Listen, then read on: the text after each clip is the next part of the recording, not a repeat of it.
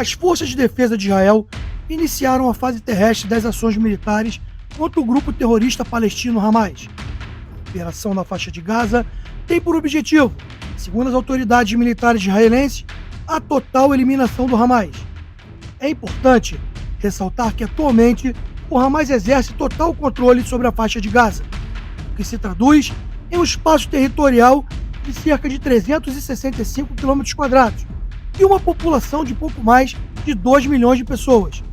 Esse fato nos traz a questão do que deverá ser feito após o término do conflito e a saída do Hamas da faixa de Gaza. Os Estados Unidos e Israel cogitam o possível desdobramento de uma missão de paz da ONU na faixa de Gaza após o conflito. Você sabe como funciona e como é estabelecida uma missão de paz sob a égide das Nações Unidas? Se você quer saber mais sobre o direito internacional humanitário e seus desafios no século XXI, não perca nosso webinar, que se realizará no dia 23 de novembro, às 20 horas, horário de Brasília. Mais detalhes e o link para inscrição estão na descrição desse vídeo. Se você gosta do nosso trabalho e entende que ele é relevante, deixe sua curtida e inscreva-se no nosso canal. Assim poderemos continuar entregando conteúdo especializado e de qualidade. Neste vídeo, vamos falar sobre como é estabelecida uma missão de paz sob a égide das Nações Unidas, quais os tipos de missões que existem, como elas são reguladas e como se dá a participação dos países membros da ONU. O processo para o estabelecimento de uma missão de paz tem seu início com o relatório do secretário-geral, encaminhado ao Conselho de Segurança das Nações Unidas. Esse relatório traz conselhos e recomendações sobre a implantação e mandato da Operação de Manutenção da Paz. A situação é levada à discussão e votação no Conselho de Segurança, que decide que existe uma ameaça à paz e segurança internacional e aprova uma resolução de implantação de uma missão de paz. Vale lembrar que os 5 membros permanentes do Conselho de Segurança possuem poder de veto. Para mais informações sobre o poder de veto, acesse nosso vídeo sobre o Conselho de Segurança das Nações Unidas no card aqui acima. A resolução aprovada traz em seu conteúdo o mandato da missão que será estabelecida. Esse documento é adaptado à situação particular de conflito e acordos de paz existentes, refletindo questões relacionadas com a proteção de mulheres, crianças e civis em conflitos armados. As decisões do Conselho de Segurança se baseiam nos capítulos 6 e 7 da Carta das Nações Unidas, onde o capítulo 6 trata das soluções pacíficas das controvérsias e o capítulo 7 das ações relativas à ameaça à paz, ruptura da paz e atos de agressão.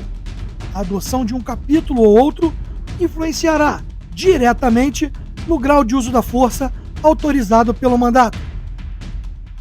As operações de paz baseiam-se em 3 princípios básicos: o consentimento das partes, a imparcialidade e o não uso da força, salvo em caso de legítima defesa ou em defesa do mandato. As operações de paz são classificadas como operações tradicionais, operações multidimensionais e operações robustas. As operações tradicionais são tipicamente estabelecidas em decorrência de conflitos armados entre nações, com predominância do componente militar, com a finalidade maior de evitar a perpetração das hostilidades entre os estados em conflito e criar condições para a negociação de um armistício ou acordo de paz. As missões multidimensionais se caracterizam pela participação de outros atores, além do componente militar, em uma operação de paz, atuando em um ambiente complexo. Já as operações robustas são operações multidimensionais, desdobradas em um contexto complexo, onde as partes em conflito não estão bem definidas, com a presença de diversos grupos armados com interesses distintos e sem a intenção de colaborar com o processo de paz.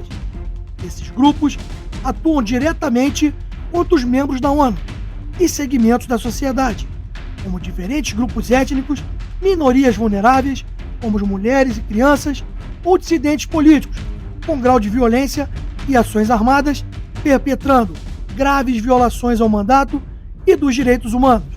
Desta forma, as operações robustas possuem um mandato que lhe confere liberdade de ação, permitindo atuar de forma preventiva e repressiva.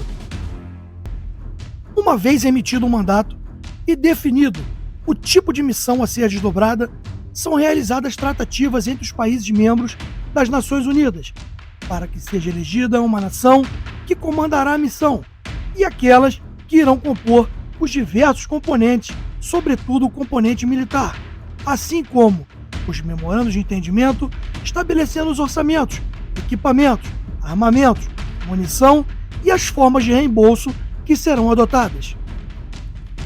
Agora que já sabemos como é estabelecida uma missão de paz sob a égide das Nações Unidas, podemos supor que, caso seja desdobrada uma missão de paz na faixa de Gaza, após o término do conflito, a principal missão dessa força, possivelmente, além de manter um ambiente seguro e estável, será de auxiliar na reconstrução daquele local, quer seja sua infraestrutura, quer seja suas instituições, no contexto de uma operação de paz multidimensional.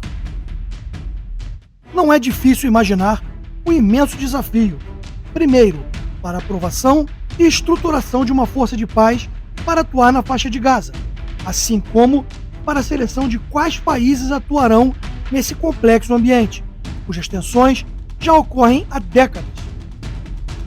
E você, acredita que seja possível estabelecer uma missão de paz sob a égide da ONU na faixa de Gaza após o conflito?